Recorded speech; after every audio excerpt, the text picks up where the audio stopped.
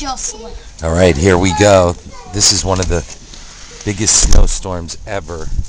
December 27th, 2010, here in Seabright, New Jersey. There's Max. I'm going to show you. First of all, here's 2 cars buried. Which is ours.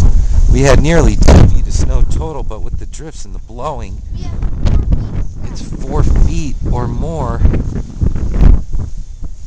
I'm going to take you around Seabright. Every year, news crews come when there's a big flood. It's a hot spot for the news media, but they're not here today.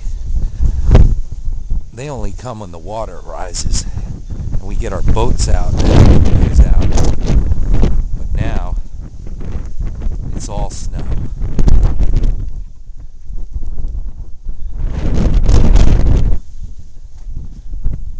Who knows how long it's going to be till plows get a chance to come in here and cart away some of this snow, but for now, there's no driving.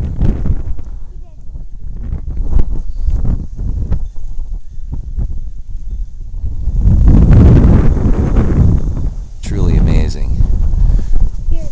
My friend JB is going to like this. He had a giant speed bump sign in front of his house, and now that speed bump sign Fell. happens to be on the ground.